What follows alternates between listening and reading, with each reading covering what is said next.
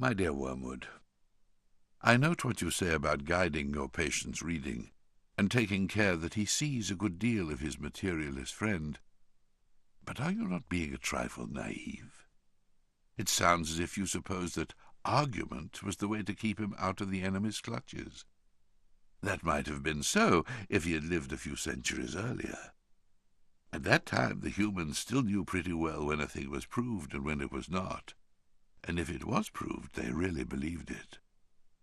They still connected thinking with doing, and were prepared to alter their way of life as the result of a chain of reasoning. But what with the weekly press and other such weapons, we've largely altered that. Your man has been accustomed, ever since he was a boy, to have a dozen incompatible philosophies dancing about together inside his head. He doesn't think of doctrines as primarily true or false, but as academic or practical, outworn or contemporary, conventional or ruthless. Jargon, not argument, is your best ally in keeping him from the church. Don't waste time trying to make him think that materialism is true. Make him think it is strong or stark or courageous, that it is the philosophy of the future. That is the sort of thing he cares about. The trouble about argument is that it moves the whole struggle onto the enemy's own ground.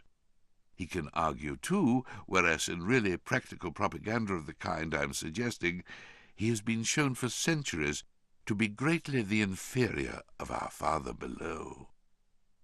By the very act of arguing, you awake the patient's reason, and once it is awake, who can foresee the result?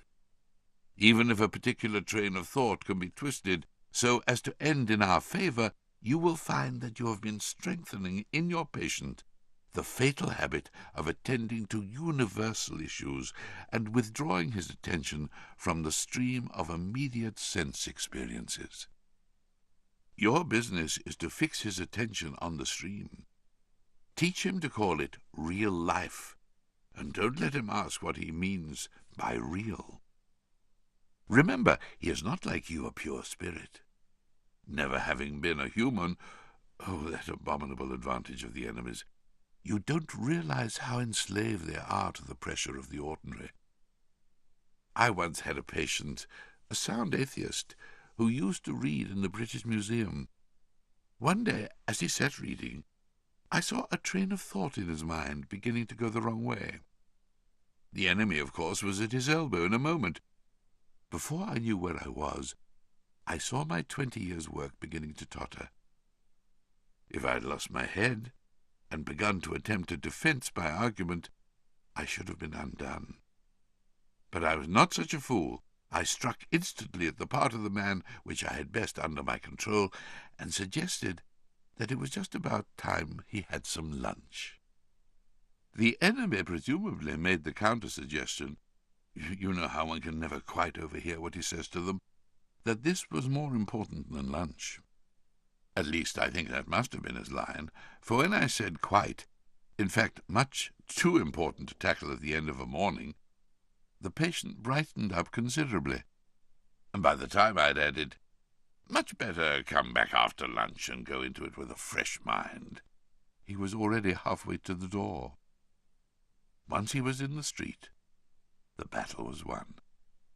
I showed him a newsboy shouting the midday paper, and a number 73 bus going past, and before he reached the bottom of the steps, I'd got into him an unalterable conviction that whatever odd ideas might come into a man's head when he was shut up alone with his books, a healthy dose of real life, by which he meant the bus and the newsboy, was enough to show him that all that sort of thing just couldn't be true.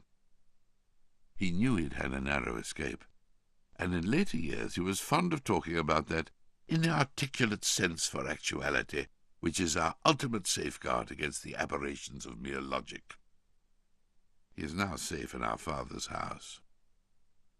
You begin to see the point? Thanks to processes which we set at work in them centuries ago, they find it all but impossible to believe in the unfamiliar while the familiar is before their eyes. Keep pressing home on him the ordinariness of things. Above all, do not attempt to use science, I mean the real sciences, as a defense against Christianity.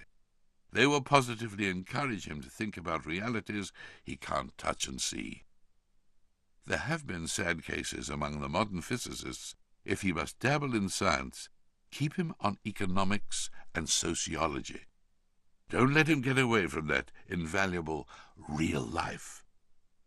But the best of all is to let him read no science, but to give him a grand general idea that he knows it all, and that everything he happens to have picked up in casual talk and reading is the result of modern investigation. Do remember, you are there to fuddle him. From the way some of you young fiends talk, anyone would suppose it was our job to teach. Your affectionate uncle, Screwtape.